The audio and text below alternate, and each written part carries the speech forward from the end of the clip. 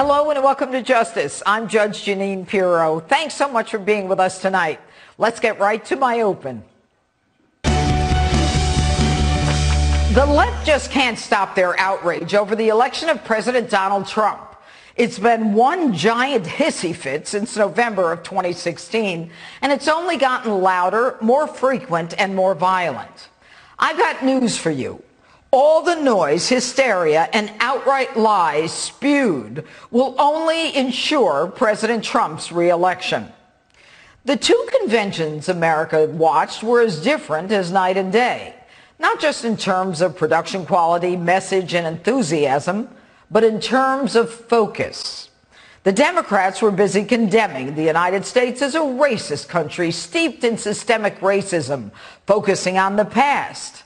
The Republicans were busy highlighting the greatness of America, with men and women from all walks of life praising the opportunity this country and this president offers, focusing on the future. At their convention, the Democrats blamed America for all of the wrongs that exist. Bottom line, their message: hate Donald Trump, blame the pandemic on him, and defund the police. The Republicans were busy identifying the enormous gains to the economy and the safety and security of Americans under President Trump, recognizing America's greatness, focused on fixing the bad that has happened in the past, learning from it, and making it better for everyone, while still honoring America. Both Dorn and the McCloskeys calling for peace and an end to the violence as the left continues without any indication of when this will end. Bottom line, the left blames America first. The right puts America first. And they want law and order back in America. In fact, that's been the message of the man we chose to bring us out of the Biden years, the man who spoke our language and understood our pain and worked to satisfy our needs. President Trump's speech itself was a litany of the successes his administration has achieved and a compelling argument why Joe Biden cannot be elected president. Make no mistake, if you give power to Joe Biden, the radical left will defund police departments all across America. They will pass federal legislation to reduce law enforcement nationwide. They will make every city look like Democrat-run Portland, Oregon. But it was after the convention, where the actions of the left were on open and full display, that the stark difference between the left and right were painfully apparent. It has to stop. Remember, from Seattle to Milwaukee, to Portland, to Kenosha, to Chicago, Joe Biden and his crew had nothing to say. Neither did anyone at his convention. Believe me, you don't want to live in Joe Biden's America. And that's my open. Let me know what you think on my Facebook and Twitter, hashtag Judge Jeanine. And if you like my opens, you'll love my new book, Don't Lie to Me, available for pre-order now. And breaking tonight, President Trump telling reporters aboard Air Force One this evening that he will travel to Kenosha, Wisconsin this Tuesday to meet with law enforcement there after last week's police shooting and ensuing protests and riots. Joining me now with reaction to my open and much more, Executive Vice President of the Trump Organization and the President's son, Eric Trump. All right, good evening, Eric. You spoke at the convention, and you spoke directly to your father. And your message to your father, which I thought was touching when you said that you missed working with him every day, but it was stronger than that. What was the message?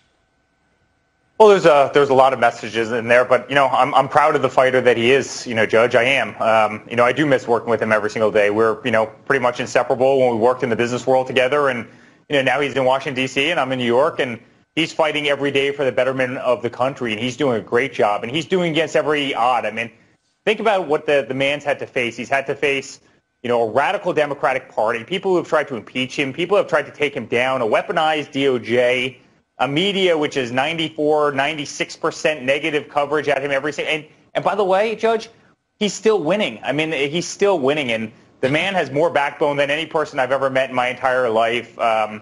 he really is a role model to so many people. I mean, if you want to look up somebody who's a fighter and has fight in them and really has just a backbone, the likes of which very few have ever seen before, that's Donald Trump. And that's, quite frankly, it's that backbone that's saving this country, because without that fighting spirit, this country wouldn't stand a chance. You know what's interesting, Eric, is that for the longest time and all during the Democrat convention, it didn't matter where the looting and the burning and the chaos occurred, whether it was in Milwaukee or Portland or Seattle or Chicago or Kenosha. Not one Democrat could talk about it. And now all of a sudden, apparently the numbers seem to be good now, the internal numbers, I understand, for your dad. And now all of a sudden, Joe Biden wants to come out and start campaigning. And your father tweeted today. Let me read that tweet to you. I think we have it here. The tweet is, now that Biden's polls are dropping fast, he has agreed to get out of his basement and start campaigning in 10 days. Sadly, that's a slow reaction time for a president. Our beloved USA needs a much faster, smarter, and tougher response. Get out there today, Joe. Well, clearly, Joe Biden is not in a position, it seems, to even, he didn't even go to his convention to accept the nomination. I mean, does he have the stamina, forget the capacity, the stamina to actually do this? Judge, 670 days since he's been in Wisconsin. That's, his convention was supposed to be in Milwaukee. It's been 670 days since Joe Biden has been in Wisconsin. It's been 171 days since Joe Biden's been in Michigan, a state that he has to win. He also has to win, Wisconsin. And I'm glad you're saying that about law enforcement, because it literally breaks my heart to see what's happened. And you look at these cities, right? I mean, first it was the Seattle and the Portland and the Minneapolis and Chicago and really now New York, which is terrible. But why is no one talking about the fact you don't see Republicans protesting and picketing their convention? Why is it that it only goes one way? And they'll make the Democratic Party makes the Republicans out to be such, terrible people that aren't sensitive, that are unhinged, that, cling to their guns, right? They say that they're violent people because they enjoy a Second Amendment. But why is it that you don't see any Republicans in Delaware outside of their convention, going up to people, intimidating people as they're leaving that convention hall?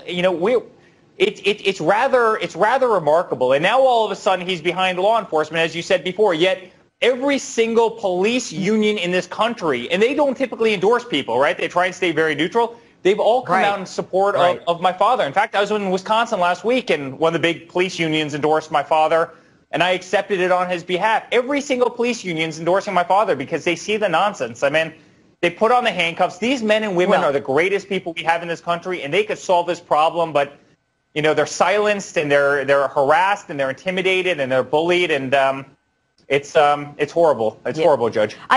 I think, Eric, in the end that the more this is going on, I mean, people literally having lunch outside or being approached by these protesters, so-called peaceful, and being threatened that if they don't raise their fist or say a name, that, they just won't get out of their way. This is not the America I think any of us want to live in. Final thoughts. But you know what? Every single one of those people, Judge, they're going to go out and vote. Every single time one of these lunatics takes a bat and breaks somebody's car window, right? Every single time you just took somebody that, might have been on the other side of the political aisle, and you turn them, because people in this country love peace. They love law enforcement, and they're not into anarchy. They're just not into that kind of anarchy. Eric Trump, thanks so much for being with us tonight. And with you, Judge. One of the most heartbreaking moments for me this week at the convention was hearing Kayla Mueller's grief-stricken parents talk about her vicious murder at the hands of ISIS and how they felt there could have been a very different outcome. We put all our faith in the government, but the government let us down. If Donald Trump had been president when Kayla was captured, she would be here today. House Minority Leader Congressman Kevin McCarthy joins me now. Congressman, the pain was palpable of the parents of Kayla Mueller. And, they made it very clear. They said if Donald Trump were president, that they would have their daughter back. What do you think of that? Well, there was not a dry eye when you listened to this. You felt the pain of these parents. But when you listen to what they talked about, where President Obama was given the knowledge of where they were, but he waited and she was moved. President Trump is what he always believes in, to keep Americans safe. And that means against ISIS, even though Obama thought it was a JV team, or it means be safe on the streets in America. What President Trump did was actually name the mission on the birth date of their daughter, and went after and made sure that they would pay the ultimate price for what they did. Exactly. He called them ahead of time. I've talked to President Trump about this during this situation. He called them ahead of time, telling them the dates, and they said, well, that's the date of my daughter. He goes, exactly. And then he called them up when they had found the location and said, the mission is on. Well, you know, I remember the date 8/14, but and our thoughts and our sympathies still and compassion go to the family. But I want to talk about the convention. There apparently was no bump after the Democrat convention. Do you know whether or not there was a bump after the Republican convention? Well, what we're seeing is President Trump continues to move up. There's about 4 points we saw in the latest poll now, moved up even tighter. And this is simply because the contrast of what you saw between two conventions. It was remarkable of being reminded about how great America is. It's remarkable the difference of the hatred in the Democratic convention, the Hollywood movie stars against the real people in the Republican convention, the real people who are extraordinary and believe America is exceptional. It's okay to love America. It's okay to understand America is exceptional. It's okay to know that we are a more perfect union who continues to strive. And it was a resounding message there. It came from every walk of life that watched that President Trump reach them, the voice that no one else would listen to, not because they're Republican, but because they're American, and he would always fight for them. And some of the Democrats, and the amazing, when you think about it, Kevin, or Congressman, that it was during the Trump years that optimism was so high, and people felt good about their personal situations. And of course, a lot of that has been since affected by the pandemic, which I'll talk about later. But this week, Nancy Pelosi said some very strange things. I think we have the sound here. We take an oath to protect and defend the Constitution from all enemies, foreign and domestic.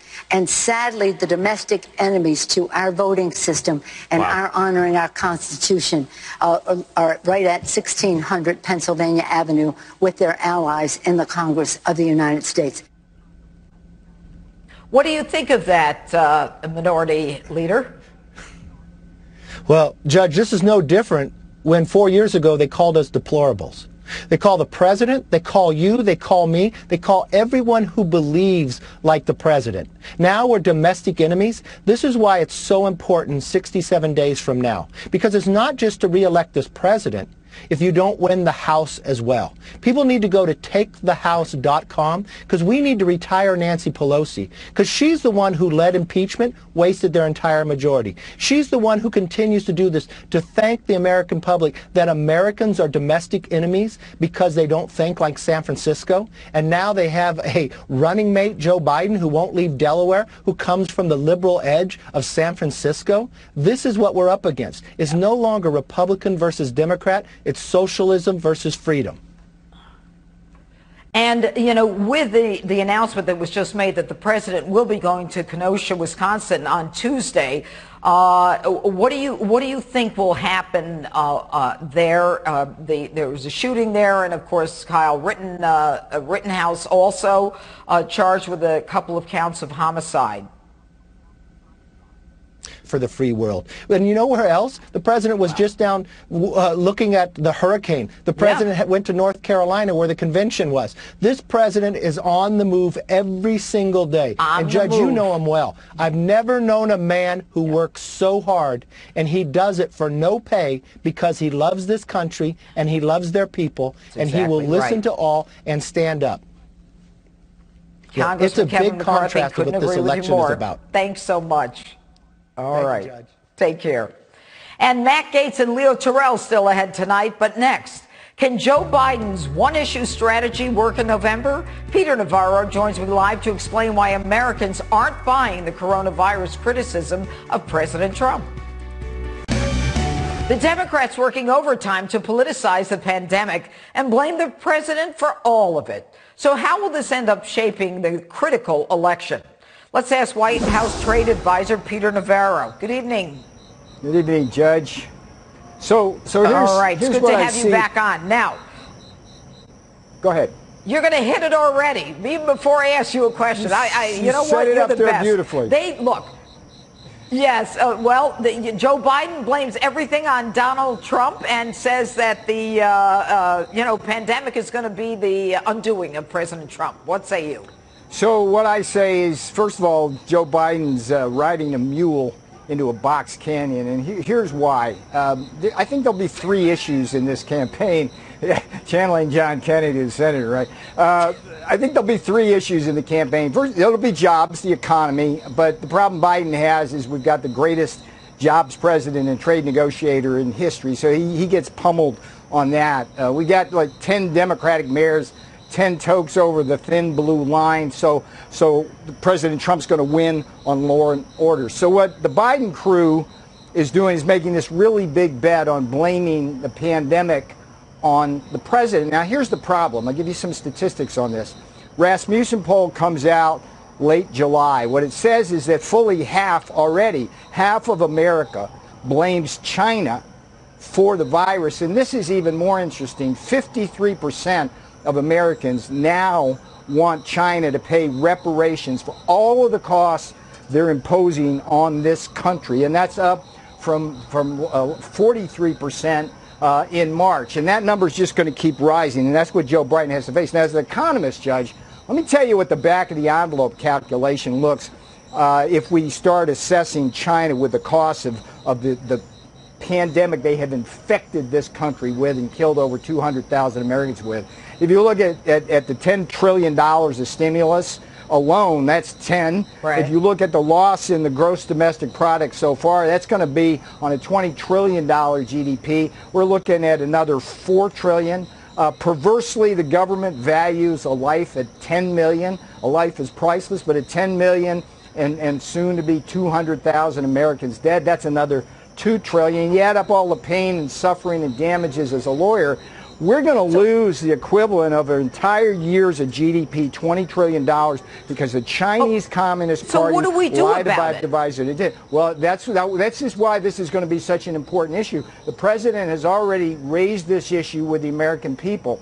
Biden is in that box canyon because if he tries to raise that issue, he has to acknowledge that China, the Chinese Communist Party, caused the pandemic, not President Trump. But if he doesn't raise the issue, then he has to contend with an American people who are mad as hell at the Chinese Communist Party. I'm telling you, if that's 53% now of Americans who want reparations from the Chinese, by the time Labor Day rolls around, it's going to be up to 60%. By the time Election Day rolls around, it's going to be about 95%. The only people who are not going to be for that would be Joe Biden and Nancy Pelosi. So the other issue, Judge, in terms of Joe Biden kind of ignoring China's pummeling of our economy on the one hand and then trying to blame the president for the virus, is that there's really some important questions the American people have to understand, both about the origins of the virus and how China is using the virus to advance its political and strategic agenda. If you look at what they're doing behind the veil of the virus, they've cut a deal with the Philippines to take over the South China Sea. They squashed Hong Kong behind the chaos of the virus. They invaded India.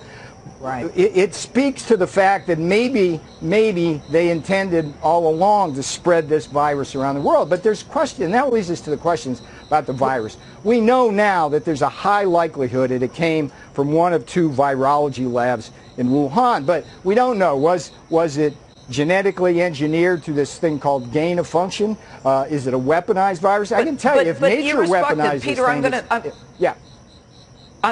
Irrespective, I'm going to interrupt you now, but irrespective, they lied about it, okay? And they blocked, Wuhan from going into the rest of China, and then let it all out to the rest of the world. Anyway, Peter Navarro, you know what? I didn't ask you one question other than the first one, and that's because you're just letting you go. But it's always great having you on, Justice. Thank you so much. Silence is acceptance, and Biden has been silent, and he's accepted China doing this to the American people. It's a box canyon. He's on a mule, and he's doomed. Okay, well, thank you for that visual. Peter Navarro and Pam Bondi joins me live in a few minutes. But first, can America really embrace the left mob's mentality? Congressman Matt Gaetz and Leo Terrell are live next to discuss that, the convention, and preview the home stretch to November. Back in a moment. Chaos after President Trump's speech Thursday. And that was Democrat Georgia Representative Vernon Jones speaking about his experience with the mob. A lot to talk about with my panel tonight. Florida Congressman Matt Gaetz, along with civil rights attorney and host of the Leo Terrell podcast. Leo Terrell joins me now.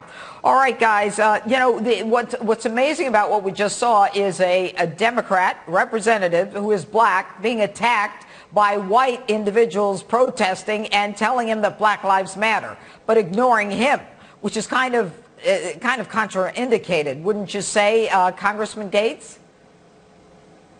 No doubt. Tweet the wrong thing, they'll cancel you online. Back the wrong candidate, they'll attack you in the streets. But this is the sign of Joe Biden's America. It's an America in surrender, where we surrender our streets to the mob. Where has made a deal with this extremist group.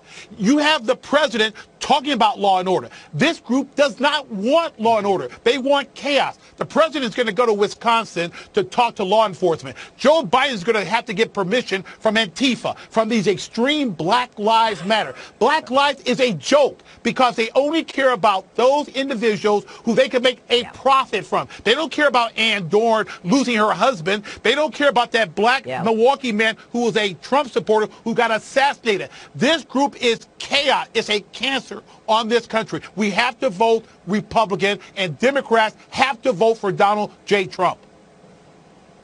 You know, Congressman, the whole idea of frightening people, like saying, you can't come out of your homes, you can't do this, and you can't do that because of the pandemic. And now we're hearing maybe staying home was not the right idea to begin with. But I guess that's a whole other issue. But, I mean, this is another thing where people are being frightened. And when there's fear, there's control. And that's what they're trying to do, isn't it? Control everyone. Yes, the lockdowns and the riots are connected. And Joe Biden just last week said that he would lock America down again. And we've seen that could have the tendency to lead to even more civil discord. And maybe that's what Joe Biden really wants, because, you saw in the Republican convention our desire to build America up, not burn her down. You saw during our convention the celebration of American life, of American success, American law enforcement, our military, our borders, our culture. With the Democrats, it seems they want to make us ashamed of America. They want to make us believe that this isn't a country worth loving, so that they can replace our country with something far more dangerous and radical, dangerous for the regular folks that just want to be able to walk safe streets and engage in free, open, and fair commerce. Judge, if I may Leo, Go ahead. Go ahead. No, what I was about to say, just to echo, what hurts me as an American and as a former Democrat is that the Democrat playbook was to allow American cities to burn because they thought it was going to work. As you said in your opening statement, the polls have said the American public is fed up with it. And they know that the Democrats were going to allow that to happen. And that's why the polls are shifting to President Trump. But it hurts me as an American that they would sacrifice cities, individuals, murders, arson to try to win an election. And they were conned because the American public has rejected that. And it's even worse. They didn't just sacrifice. They were silent about it. They said nothing. And it wasn't until they saw the numbers go up for President Trump that they said, gee, maybe we ought to come out and make a statement. This is not what America is supposed to be like. But Congressman Gaetz, look, you work in Washington. The Washington police or the D.C. police were not there. And this is what we're seeing. We're seeing police not being deployed. And there are so many people that I knew were at the president's acceptance speech who were harassed and menaced. I mean, I could name 5 people right now who called me afterward. They were petrified. This is the mayor saying that they can't be deployed. defund the police is not just a political slogan or a hashtag. It is a policy being implemented around our country in Democrat cities by Democrat mayors, and it's a policy that... Leo, last 10 seconds. Go ahead. Last 10 seconds, very simple as this. Do not believe anything that comes out of Kamala Harris' mouth and Joe Biden's mouth regarding their support for the police. They have lied. They have abandoned law enforcement in this country. They wanted to destroy law enforcement. Do not believe them. Believe President Donald J. Trump. All right, thanks so much. And next, Herschel Walker weighs in on sports stars boycotting games, still ahead. But it was also one of the highlights of the RNC when Pam Bondi spoke. She joins me live, fresh off her speech, taking down Joe Biden at the convention. Back in a moment. If they want to make this election a choice between who's saving America and who's swindling America, bring it on. Joe says he'll build back better. Yeah, build the Bidens back better. Wow, my next guest blasted Joe Biden's credibility at the convention. Former Florida Attorney General Pam Bondi joins me now. All right, good evening. You were on fire at the convention. Why do you say that the Bidens are essentially a crime family? Well, the Bidens, Hunter Biden profited millions from the Ukraine by a corrupt oligarch who owned the company, fled the country, and then Joe Biden had the prosecutor fired who was investigating his son's company, and then he bragged about it because he thought he could get away with it. And, you know, no one is above the law. And Hunter Biden stayed on that board, Judge, until the week his father announced he was running for president. China, same thing, and profited millions. Follow the money is what we said. His brothers, Joe Biden's brothers, Frank Biden, James Biden, profited in Iraq, one of them building houses in Iraq with absolutely no experience in Iraq nor the housing industry. The other one, Costa Rica and Jamaica. And it goes on and on. All right, that's it. You know, the incredible part of all this is that the New York Times, I think, and the Washington Post have said that, oh, this has all been debunked, and they criticized you for what you said. And the truth is there never really has been an investigation. And interestingly, the Wall Street Journal did an editorial, and they said that the Biden Global Enrichment Project is a scandal for which the family hasn't paid a political price. Who should be investigating this? That's right. Well, hopefully justice is looking into it. I think they're looking into a lot of things that have been going on. So we'll have to wait and see what happens. And, you know, with respect to the fact that the son made all that money, I suspect that there would be other agencies in addition to Justice. There might be Treasury as well as other departments. That's correct? Yeah. And Jeanine, they said, I love what they said. They said, oh, no, it was a dormant investigation when Joe Biden happened to have this prosecutor fired. Yeah, you know why it was dormant, if at all? Because the oligarch who was head of the Burisma, the bad corporation, had fled the country, and he was in Norway. But guess who was fishing with him in Norway? Hunter Biden. It's unreal. That's amazing. Absolutely amazing. Good for you. You did a good job. Listen, I want you to listen to some sound as a former Attorney General yourself. This is New York's Attorney General talking about President Trump. I will never be afraid to challenge this illegitimate president. We must do our job to ensure that the man currently occupying the Oval Office is held accountable to any and everything he has done. He built his wealth off the backs of New Yorkers. We need to focus on Donald Trump and his abuses. We need to follow his money. We need to find out where he's laundered money. All right. As an Attorney General, what are your comments on Letitia James, New York's Attorney General, the one who said she wants to take down the NRA, talking about the president and his family? Well, first, she's doing all this currently while her city, while her state is in shambles, while her governor is begging people to move back to New York. She's out there still to this day trying to take down the Trump family. And when you saw that first clip you played, she was running for election then. She ran on a platform of going after the president and his family. And she has done that non-stop. It's embarrassing as a former attorney general that a current attorney general would behave that way. I think she needs to be looked at. At minimum, she needs to be disqualified from any cases involving that family. She also made a comment saying, they're going to know my name, laughing about the family. It's really, it's despicable what she's doing and what she continues to do, and she can't get away with this. We'll see. Pam Bondi, thanks so much for being with us tonight. And protests and boycotts extend to the sports world. Football great Herschel Walker is back on Justice with his take on athletes who refuse to play their sport.